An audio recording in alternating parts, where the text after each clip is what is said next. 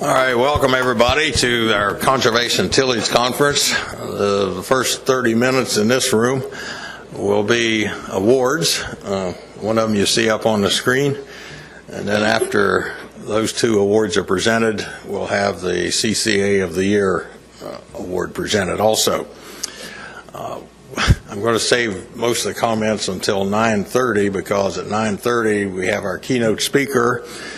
And at that time, we will be broadcasting to the chapel and room B downstairs also. So that way everybody can get to hear more than what I might say right now. All right. So we've had the Ohio Master Farmer of the Year awards here for quite a few years now. From Ohio Farmer, when Tim White was editor, he started it. And now Jennifer Kiel is the editor, and we're pleased to have her here to recognize two new people this year. Jennifer Kiel. Fantastic. Thanks, Randel. Good morning. This is the best part of my job, really, when we get to recognize exceptional farmers, and that's what we're going to do here this morning. If agriculture had an Academy Awards, two Ohio farmers would be in line to receive the equivalent of an Oscar for starring in outstanding farm management, innovation, conservation, and leadership. Every year, Ohio Farmer bestows the prestigious Master Farmer Award on two individuals who have demonstrated how to farm more effectively, efficiently, environmentally, and economically. This year's winners are Alan Dean of Byron and John Motter of Genera. Master Farmers are nominated by peers and acknowledged for a lifetime of achievement and not a single year. As Master Farmers, Dean and Motter received plaques from Michigan Farmer Magazine and a Carhartt jacket donated by Carhartt. Videos have been developed by Nicole Heslip and Shannon Yoakley of Brownfield Ag News to help tell their stories, which we will see here in a few minutes. You can also read more about these Master Farmers in the coming days online at ohiofarmer.com and also in the April issue of Ohio Farmer. So I'm going to welcome Nicole Heslip with Brownfield.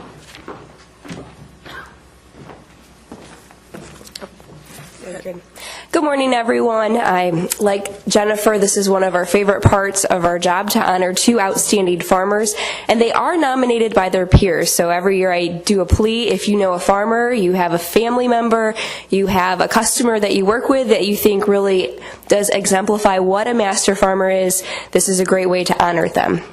So our first winner, Alan Dean, farms nearly 1,900 acres in Williams County. The first-generation farmer gained his footing in agriculture by participating in 4-H and working with nearby farmers.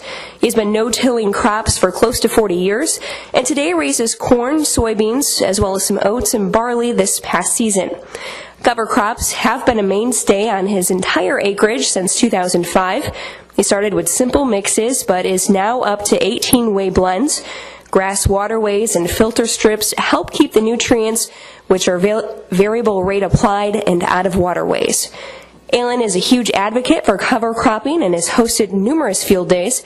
In 2011, Dean Farms was a stop on the National Conservation Technology Information Center's Conservation in Action Tour. And in 2016, he started hosting an annual cover crop field day to showcase the importance of covering the ground and benefits of conservation and farming.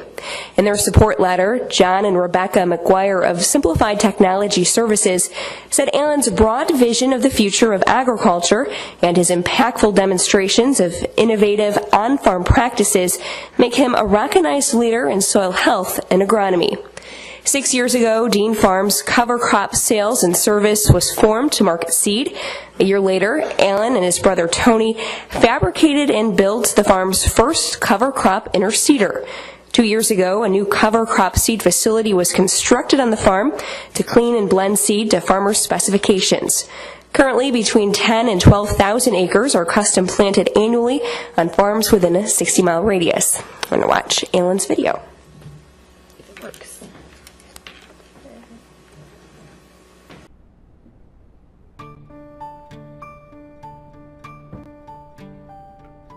Well, I'm Alan Dean. We farm here in northwestern Ohio, soybeans and wheat.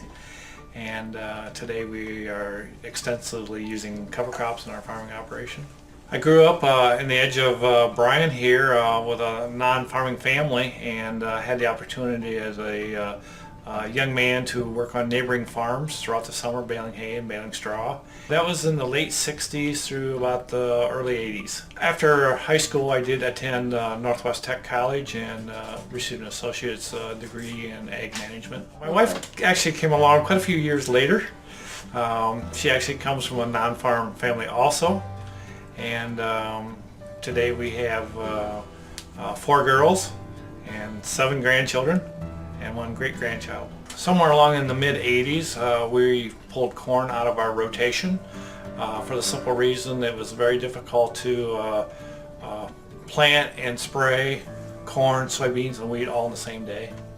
When we first started out, our first field that we did was a field of corn. And we did it back behind the woods where nobody could see it because it was not the way to farm. And that first year from the get-go, the corn was very successful. And I think the following year we decided to try a field of soybeans. And so then we were no-tilling corn and soybeans. And eventually we tried the wheat and doing all 3.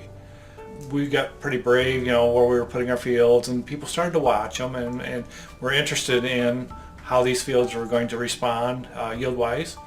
And it was about that time that a lot of farmers were starting to look at it, and there was new equipment coming to the market that allowed farmers to do no-till, and we've not looked back since.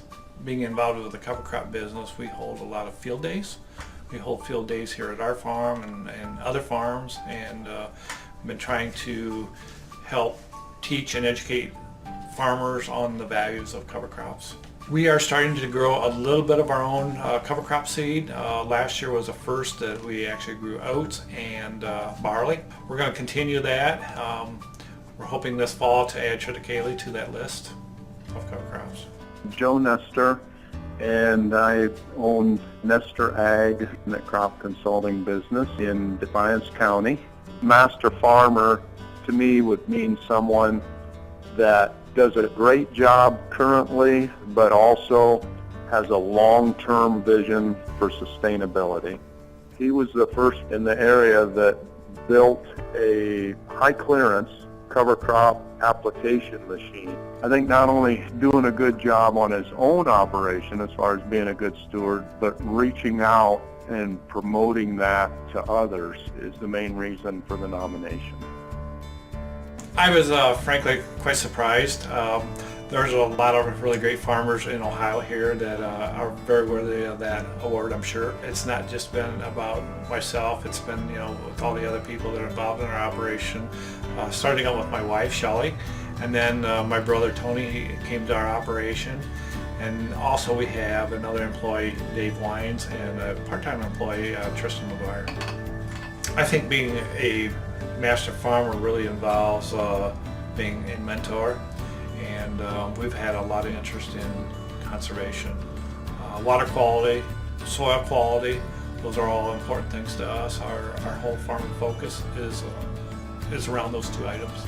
It's pretty exciting to be able to get up every morning and go to work and work with nature, and it's really been enjoyable to be able to do these cover crops and watch how it protects our environment. Would you join me in congratulating Alan Dean as a 2019 Ohio Master Farmer?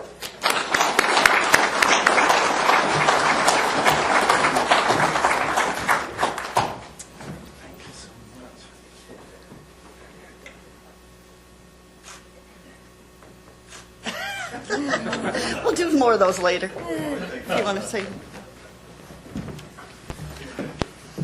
Well, I'd like to thank the Conservation Tillage people here for this award, the Ohio Farmer Magazine. Most important, I need to really thank our support group on our farming operation. First of all, my wife, Shelley, and then I have a brother, Tony, and 2 hired men, Dave Wines and Tristan McGuire.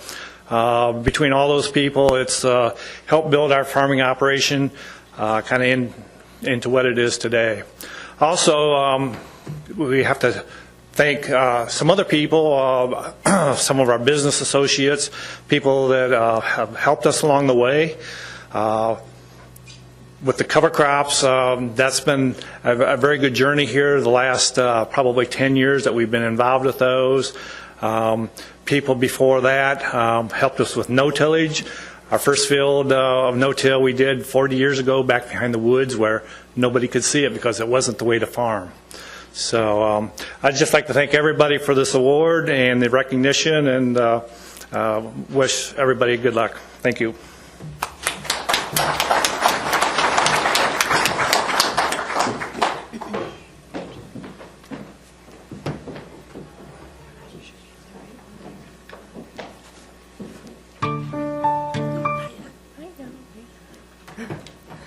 Technical delays.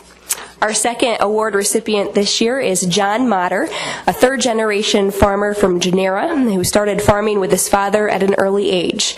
He literally followed in his father's footsteps. As a 3-year-old walking across a farm field behind his dad, John shares the story that he would put his shoe inside of his dad's footprints. He also started farming by himself at the early age of 25 after he lost his father in a farm accident. Once a farrow-to-finish hog operation, which also included cattle, it is now focused on 800 acres of corn and soybeans using rotational no-till. Grass waterways help keep nutrients in place, and a fertilizer containment system makes sure the environment is protected. He uses GPS, auto-steer, yield monitoring, and corn population monitoring. Field View is utilized to integrate data. John lives by the saying, be neither the first nor the last to accept new technology. He served on many local and state boards, including chairing both the state and national soybean boards, and is currently a farmer representative to the Nutrient Stewardship Council. And we're going to watch John's video next.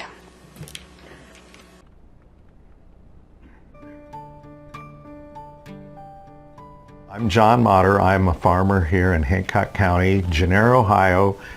We grow corn and soybeans. Here in Hancock County, I'm a third-generation farmer on a farm that was started by my grandmother during World War II. Dad always told me that you had to be making money while you slept.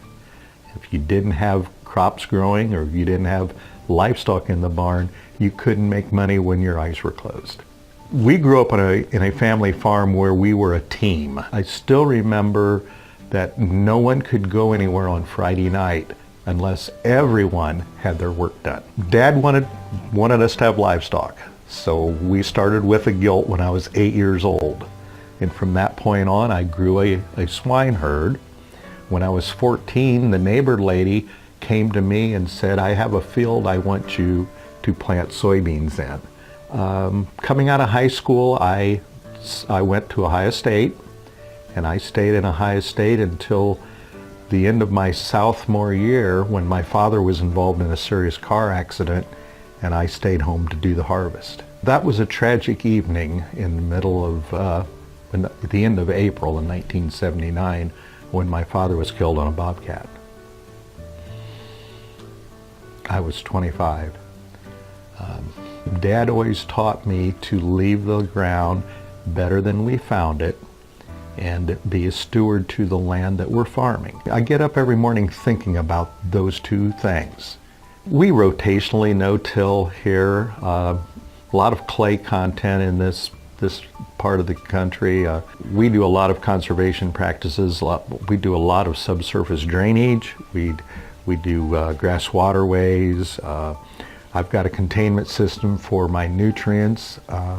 I just recently retired from the United Soybean Board, and I've spent about the last 15 years promoting soybeans. Still working with the Nutrient Stewardship Council, being that what's up next thing is how do we keep those nutrients on the ground. But when I reach back, I've spent a lot of time at the fair. I had 28 years on the fair board. I had 12 years in the Soil and Water Office as a supervisor. I spent probably at least another 12 years on the Advisory Council for Extension. I spent 8 years as a member of the State Extension Advisory Board. Community-wise, I've done a lot of things in the leadership programs. Gary Wilson, live here in Hancock County. Care of the land, conservation, being up to date with technology, no matter if that's genetics or other forms of that, being a leader, helping others aspire, figuring out ways to be successful. Farming is one of those occupations where you never know what next year is going to bring. It's always a new year, and we don't know if it's going to be the best year or the worst year, but we're going to try to make it the best year. And John was always very noted for doing the best and trying new things and being very, very good at what he does. I always looked up to those gentlemen that have been so honored, and I am so impressed that I'm like, I think I'm going to have to up my game to be more like some of those that have been given this award in the past. It means to make proper decisions, to be that steward of the land, to find ways to make it better and leave it better for the next generation. What can we do tomorrow that we've learned from yesterday and advance our industry? Please join me in congratulating John Motter, a 2019 Ohio Master Farmer.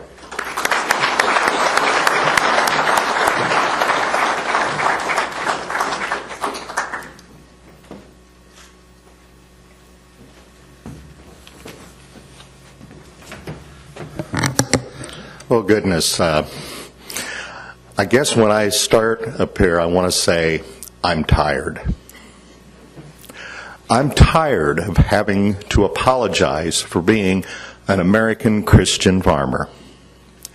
I'm tired of seeing people desecrate a flag that my father fought for. And more than anything else, I'm tired of apologizing for having the safest, most abundant, most affordable food that is offered in the whole world. When they say I'm a third generation farmer on a farm that my grandmother started, you know, I can be described a lot of different ways, but I use that one as a way to connect with consumers. You go into the grocery store and you run your grocery cart into some person's cart that's full of food, and you immediately can engage them in a conversation. When I tell them that my grandmother started our farm 77 years ago, immediately these ladies want to talk to you and hear more. You know, we're less than 2% of the population. But if each and every one of us would engage one person each week, we would statistically reach every consumer in the United States with our message. So I really wanted to share that with all of you this morning.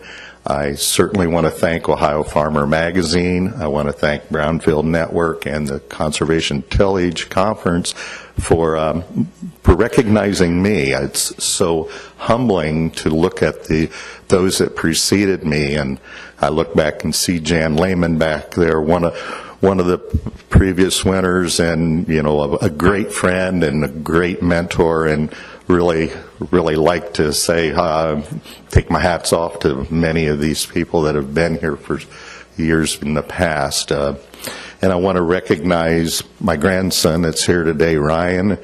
He decided that it was better to come here and talk about agriculture than to be in school this morning, and you know, that's good. And my youngest sister Karen was able to be here representing the family, and it's just quite an honor to be here. So thank you.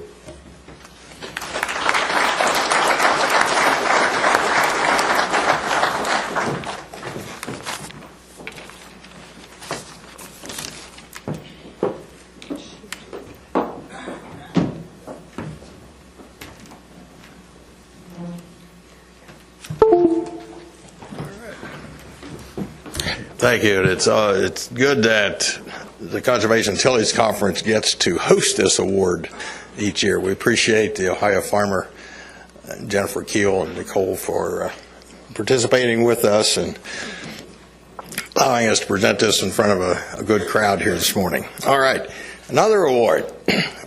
We have a lot of crop consultants who come to the Conservation Tillage Conference. Harold Waters has told me that this is the biggest gathering of crop consultants in the state of Ohio, and we're pleased to have that honor. So we have the award for the top crop consultant, and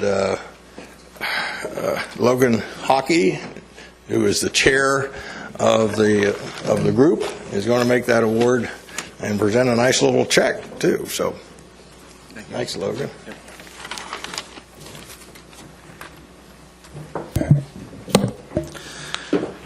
Good morning, everyone. I am Logan Haake, chair of the Ohio CCA board. I bring greetings to you on behalf of serving more than 560 certified crop advisors in Ohio. And we are very pleased to be celebrating our 25th year of the program, marking 25 years of knowledge, experience, dedication of Ohio CCAs serving our industry. As a thank you from the Ohio Board for Ohio CCAs, please stop at the Ohio CCA booth in the trade area to receive our just released Ohio corn, soybean, and wheat field guide as an aid in serving your clients with appreciation from your board. And now, since 2003, the Ohio CCA program has awarded an Advisor of the Year award designed to recognize an individual who is highly motivated, delivers exceptional customer service for farmer clients in nutrient management, soil and water management, integrated pest management, and crop protection, and has contributed sustainably to exchange of ideas and the transfer of agronomic knowledge with the agriculture industry in Ohio. This year's recipient has more than 30 years of crop advising experience and service. He is a noted leader, encouraging others to obtain their CCAs, provide and follow good recommendations, solid agronomic practices, and look at ways to implement new technologies. In addition, he has led the Ohio Agribusiness Association Agronomy Subcommittee and served on the Industry Education Committee for a number of years. As a Legacy Farmers Cooperative Crop Protection Manager, he was a key leader helping the organization to be one of the first 4R certified facilities in Ohio. He practiced what he preaches, practices nitrogen and phosphorus efficiency on his own farm. He is hands-on and encouraged with fellow employees and his customers. It is my honor to present the 2019 Crop Advisor of the Year Award to Don Bame of Findlay, Ohio, and a team member of Legacy Farmers Cooperative. Don, could you please come forward? Don will be presented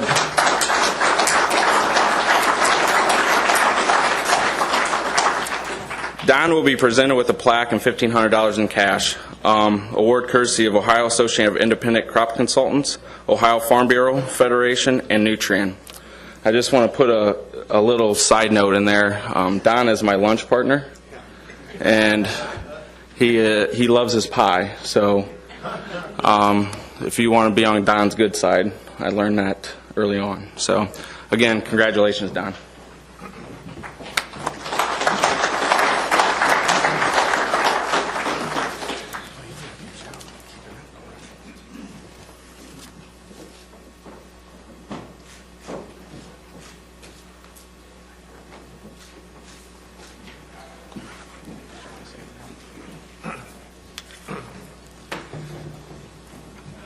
First of all, thank you. My lunch partner did a good job. I had no idea this was coming today. So I'm certainly honored as I look across the crowd. I know many of you out there that do the same thing I do each and every day. I look at some of the people I grew up with, Frank Gibbs. I don't know if I want to admit this in front of everybody, but Frank and I went to school together. We're still almost neighbors, and so I really respect what Frank's done over the years. And Joel Nestor sitting back there. When I started my career with Sahagro, there's a few of you that probably remember that. That was back in the late 70s. Joel and I, we went to school together, and so him and I have been good friends for a long period of time. And so, what a great industry we have to be associated with agriculture. And John Motter's my neighbor. And he talked about his dad. There's nothing greater than to have that opportunity to farm the ground that your parents farmed, your grandparents, and same way to be involved with something like this. And so, again, thank you.